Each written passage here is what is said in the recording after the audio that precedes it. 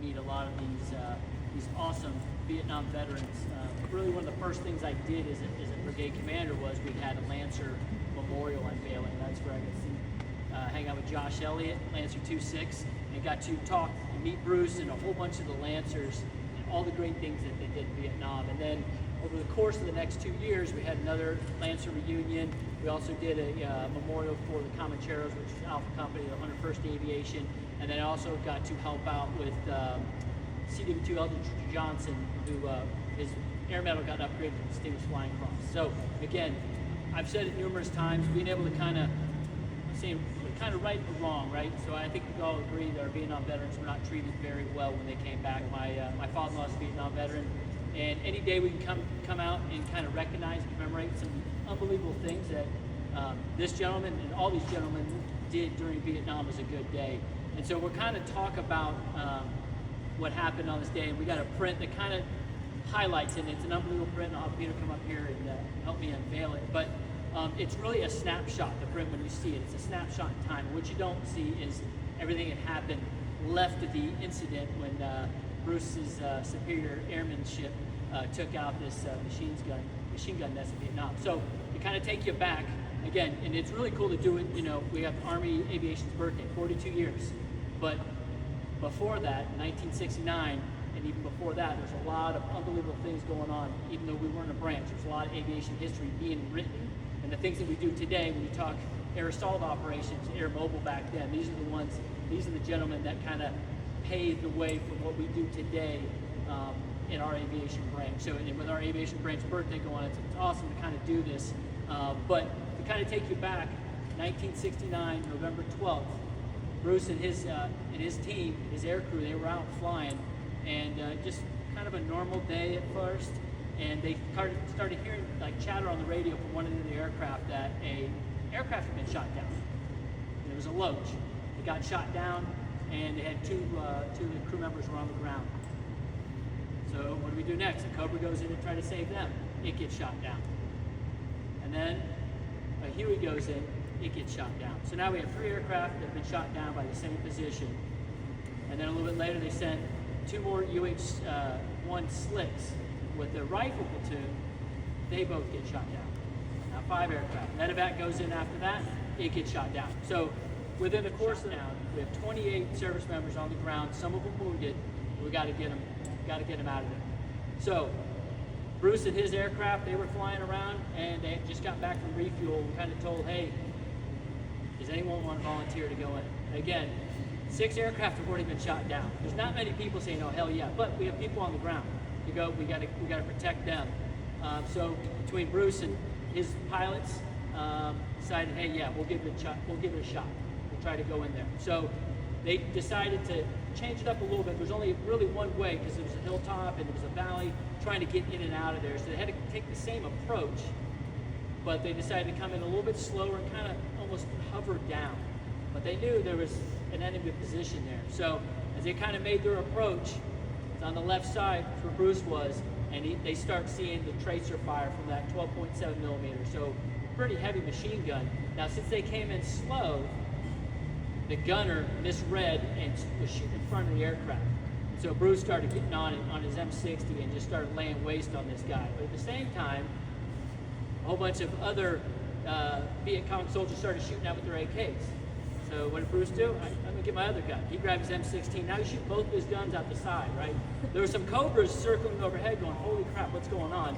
And within a matter of, he said time kind of stood still after this all happened, as you're seeing all this, but then there's just silence. You could see the ricochet off the armor plate that was in front of that machine gun, and everything went silent.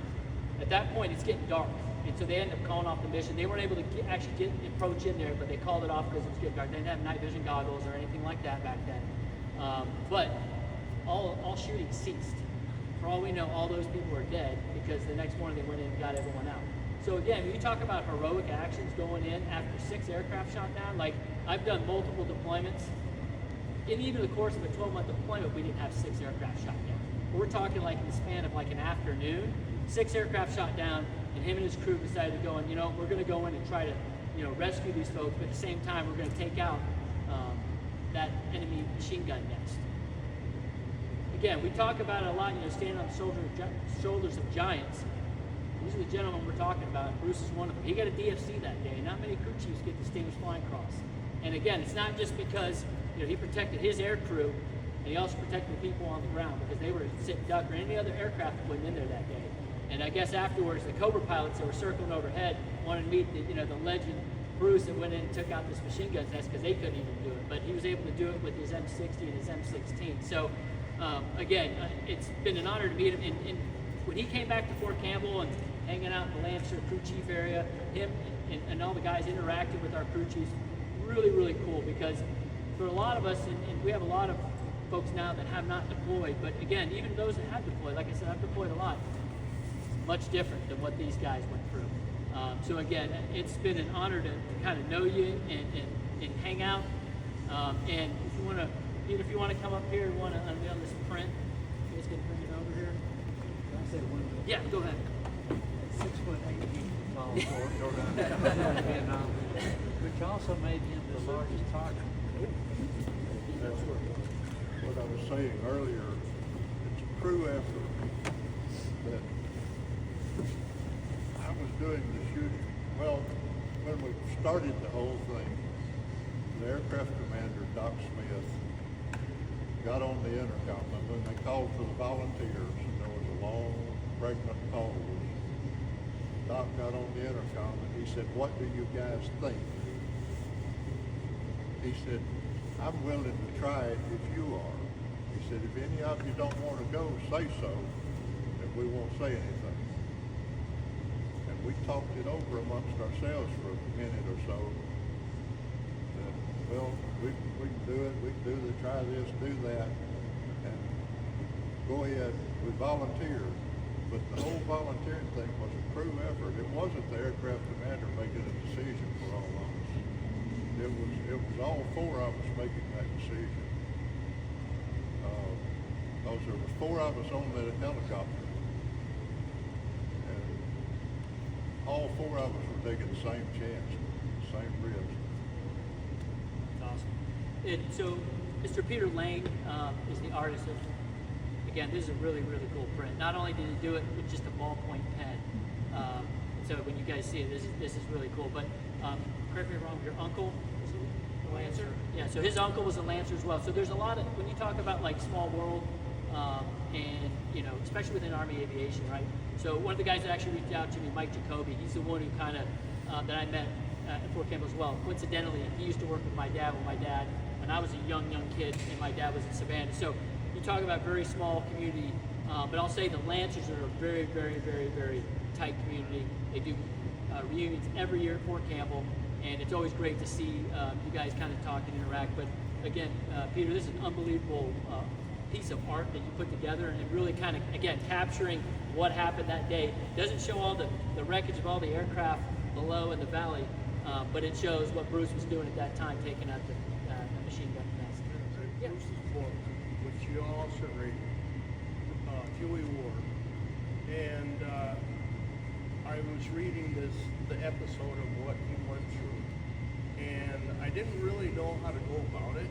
And from all the military artwork that I've seen, it's always where the Huey's coming in, taking care of the guys, but you don't know who's shooting at you, at them. So I took it on where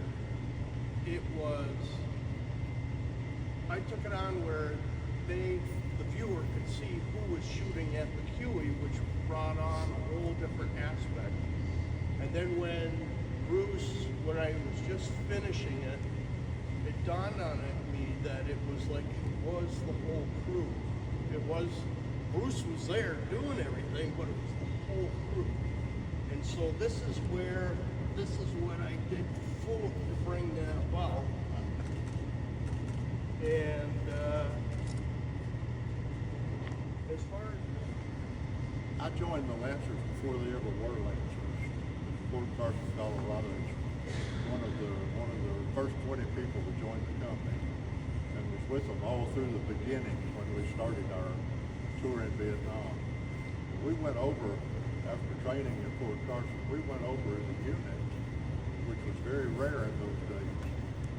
everybody in the unit went over at the same time together, and we were all cheering at the same time. We were all breathing. Had no idea what we were doing.